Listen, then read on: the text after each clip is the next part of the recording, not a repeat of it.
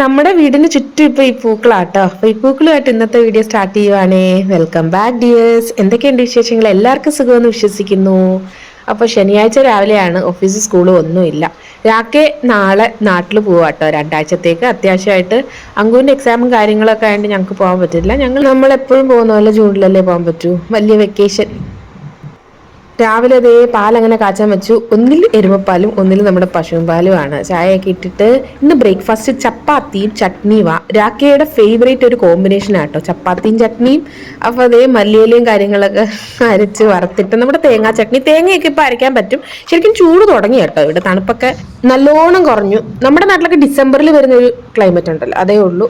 March first week ഹോളിയാണ്. അത് കഴിഞ്ഞാൽ പിന്നെ നല്ല ചൂട് തുടങ്ങും കേട്ടോ. ഇടയ്ക്ക് രണ്ടു മൂന്ന് ചെറിയ മഴയൊക്കെ കിട്ടിയിട്ട് പിന്നെ നല്ല ചൂട് അങ്ങ് സ്റ്റാർട്ട് ചെയ്യും. എനിക്ക് ചൂട് വലിയ കുഴപ്പമില്ല, തണുപ്പാണ് പ്രശ്നം. ഡിന്നർ നമ്മൾ ഇന്ന് കോഫി ഹൗസിൽ നിന്ന് വാങ്ങിച്ചു. ഫ്രൈഡ് റൈസും ചില്ലി ഗോപിയും രാക്കിക്കും അങ്കുനും കേട്ടോ. എനിക്ക് ബിരിയാണി. പക്ഷെ ഇവരുടെ ഫ്രൈഡ് റൈസ് വലിയ കുഴപ്പമില്ല കേട്ടോ. നമ്മുടെ നാട്ടിലൊക്കെ പോലെ എഗ് ഫ്രൈഡ് റൈസ്, എഗ്ഗല്ല ചിക്കനും ഉണ്ടെന്ന് തോന്നുന്നു. ഞാനത് കഴിച്ചില്ല, എനിക്ക് ബിരിയാണിയാണ്. ചില്ലി ഗോപി 2 വാങ്ങിച്ചേക്കുന്ന രാഖെ. എൻ്റെ ബിരിയാണി ഇതേ ഞാൻ തട്ടിയിട്ട് കാണിച്ചു തരാം. നല്ല ക്വാണ്ടിറ്റി ഉണ്ട്. എനിക്ക് കോഫി ഹൗസിലെ ബിരിയാണി, ഈ ബിരിയാണി ഇഷ്ടമാണ്. മലബാർ ചിക്കൻ ബിരിയാണി എന്ന് പറഞ്ഞാൽ അവരുണ്ടാക്കി തരും ചില സമയങ്ങളിൽ. അതിലും നല്ലതാണ് ഈ രീതിയിലുള്ള ഒരു ബിരിയാണി കേട്ടോ. മസാലയൊക്കെ പിടിച്ച് പ്രത്യേക ടേസ്റ്റാണ്. അതിൻ്റെ കൂടെയുള്ള റൈത്തയും നല്ലതാണ്. നമ്മുടെ കുക്കുംബറും അതുപോലെ തന്നെ സവാളയൊക്കെ അരിഞ്ഞിട്ട് നല്ല ടേസ്റ്റാണ് സംഭവം. ഇത് ചില്ലി ഗോപി ഉണ്ടോ, നല്ല ക്വാണ്ടിറ്റി ഉണ്ട്. കുറച്ച് ഞാൻ അത് പ്ലേറ്റിൽ ഇട്ടതിന് ശേഷം ബാക്കിയാണ്. ഫ്രൈഡ് റൈസ് നല്ല ക്വാണ്ടിറ്റിയിലുണ്ട്. നെക്സ്റ്റ് ഡേ മോർണിംഗ് ആണ്. അപ്പോൾ അതേ ചായ ഇട്ടു. രാവിലെ ഒരു 4:45-5 ആ ടൈമിൽ ഇറങ്ങി കേട്ടോ. രാവിലെ തന്നെ സൺഡേ ആയിട്ട് സ്കൂളും കാര്യങ്ങളൊന്നും ഇല്ലാത്തതുകൊണ്ട് വീണ്ടും കിടന്ന് ഉറങ്ങിയിട്ടാണ് പിന്നെ എഴുന്നേറ്റത്. നമ്മുടെ ഫ്രണ്ടിലെ ഡ്രോയർ ശരിക്കും അത് അടയ്ക്കാൻ പറ്റാത്ത രീതിയിൽ സ്റ്റക്കായിരുന്നു. അപ്പോൾ കാർപ്പൻറ്റേഴ്സിൻ്റെ അടുത്ത് പറഞ്ഞപ്പോൾ അവർ ദേ വന്ന് റെഡിയാക്കിക്കൊണ്ടിരിക്കുകയാണ്. 2 പേരുണ്ടേ.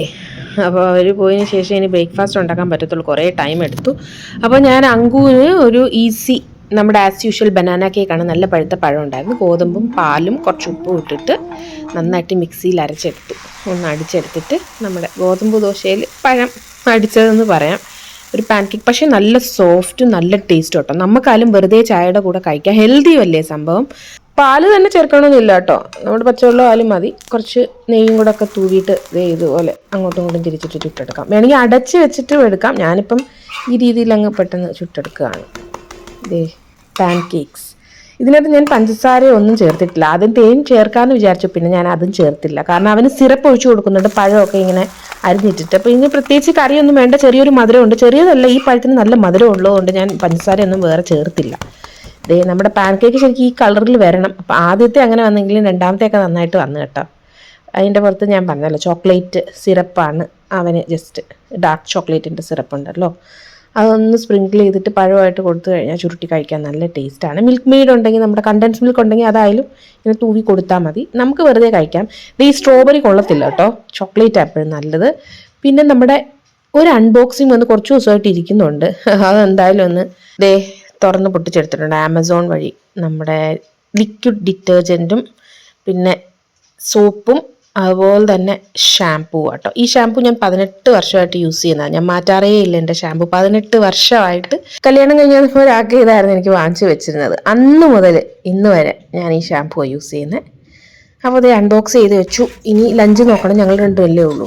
സിമ്പിളായിട്ട് എന്തെങ്കിലും ലഞ്ച് ഉണ്ടാക്കണം എന്ന് വിചാരിച്ചുകൊണ്ടിരിക്കുന്നു. അതിനായിട്ട് ഇതേ അരി ഇട്ടു. 2 ദിവസത്തേക്കുള്ള ചോറങ്ങ് ഇട്ടു കേട്ടോ. പിറ്റേ ദിവസം ചൂടാക്കി എടുത്താൽ മതിയല്ലോ. പിന്നെ കുറച്ച് വെണ്ടയ്ക്ക ഇരുന്നത്, നല്ല വെണ്ടയ്ക്ക കേട്ടോ. ഫസ്റ്റ് ഈ പ്രാവശ്യം ഇറങ്ങിയാന്ന് തോന്നുന്നു. നല്ല കിളുന്ത് വെണ്ടയ്ക്കാന്ന് പറയത്തില്ല, പിഞ്ച് വെണ്ടയ്ക്ക. അതൊന്ന് മെഴുക്ക് പുരട്ടാൻ അരിഞ്ഞെടുത്തു. പിന്നെ സിമ്പിളായിട്ട് ദാലും മല്ലിയിലയൊക്കെ ഇട്ടിട്ട് സിമ്പിൾ മസൂർ ദാലാണ് ഞാൻ വെച്ചത്. അത് ഈസി ആയിട്ട് ഉണ്ടാക്കാമല്ലോ. ഇതും ഞാൻ 2 ദിവസം കരുതിയാണ് വെച്ചത് കേട്ടോ. അപ്പൊ നാളത്തേക്ക് റൈസും ദാലും ഉണ്ടെങ്കിൽ നമുക്ക് സൈഡിൽ എന്തെങ്കിലും ഒരു മെഴുക്കുവരട്ടി പോലെ വെച്ചാൽ മതിയല്ലോ. ക്യാരറ്റോ ബീട്രൂട്ടോ. ഇന്ന് എന്തായാലും വെണ്ടയ്ക്ക അങ്ങനെ പെട്ടെന്നൊന്ന് വഴറ്റിയെടുത്തു. ലാസ്റ്റ് ഞാൻ കുറച്ച് സവാള അരിഞ്ഞിടും കേട്ടോ. കാരണം എനിക്ക് ഭയങ്കര ഇഷ്ടമാണ് വെണ്ടയ്ക്കയും ബീൻസും ഇതൊക്കെ ഇങ്ങനെ മെഴുക്കുവരട്ടുമ്പോൾ ഒരു സവാള ഇങ്ങനെ ചെറുതായിട്ട് അരിഞ്ഞിട്ടൊന്ന് മെഴുക്കുവരട്ടി എടുക്കുന്നത്. അപ്പോൾ നമ്മുടെ ചുറ്റും പൂവൊക്കെ പിടിച്ച് തുടങ്ങിയത് ഞാൻ പറഞ്ഞല്ലോ. തുടങ്ങിയിട്ടേ ഉണ്ടായിരുന്നുള്ളൂ കേട്ടോ. അപ്പോൾ നമ്മുടെ റൂമിലെ തുണി വിരിക്കുന്ന ബാൽക്കണിയിൽ നിന്ന് സൈഡിൽ നോക്കുമ്പോൾ ഒരു സൈഡ് മുഴുവൻ നന്നായിട്ട് പിടിച്ചു. തൊട്ട് ഫ്രണ്ടിലോട്ടൊക്കെ അവർ പുതിയത് ഇങ്ങനെ നട്ട് വരുന്നുള്ളൂ. അതൊക്കെ മെല്ലെ മെല്ലെ വേറെ ടൈപ്പ് ആയിരിക്കും, അതാ കുറച്ച് ടൈം എടുക്കുന്നത്. അതൊക്കെ ഇങ്ങനെ കിളിച്ച് വരുന്നേ ഉള്ളൂ. ഹോളിയൊക്കെ കഴിഞ്ഞിട്ട് നല്ല രീതിയിൽ പൂക്കും കേട്ടോ. അപ്പോൾ നിറച്ച് പൂക്കളുണ്ട്.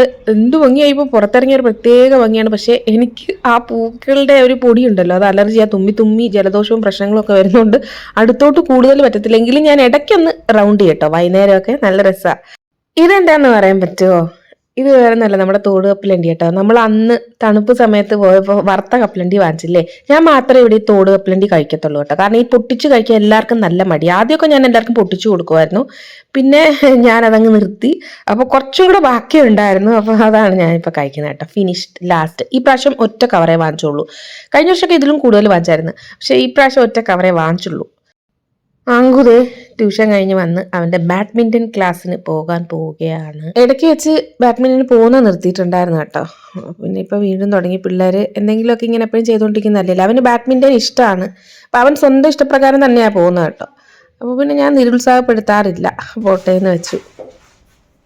സ്കൂളിലും പിന്നെ സ്പോർട്സ് നല്ല എന്താ പറയുക ഇമ്പോർട്ടൻസ് കൊടുക്കും കേട്ടോ. ഹരിയാനക്കാർക്ക് സ്പോർട്സ് എന്ന് പറഞ്ഞാൽ പ്രത്യേക ഇതാണ്. അപ്പോൾ എല്ലാ സംഭവത്തിലും എല്ലാ സ്പോർട്സിലും അവരൊരു കൈ പിള്ളേരെ കൊണ്ട് കടത്തിയിരിക്കും എന്നുള്ളതാണ്. എൻ്റെ ഇന്നത്തെ ഡിന്നർ എന്താണെന്നറിയാമോ? ദേ ബുൾസയും ബ്രെഡ് ടോസ്റ്റും. എളുപ്പം ഉണ്ടാക്കാൻ പറ്റുന്നതല്ലേ. അങ്കു ക്ലാസ് കഴിഞ്ഞ് വന്നിട്ട് അവൻ്റെ പാൻ കേക്കിൻ്റെ ബാറ്റർ കുറച്ചിരുന്നത് സ്വന്തമായിട്ട് ഉണ്ടാക്കാമെന്ന് പറഞ്ഞതേ. കരിഞ്ഞു പോവാ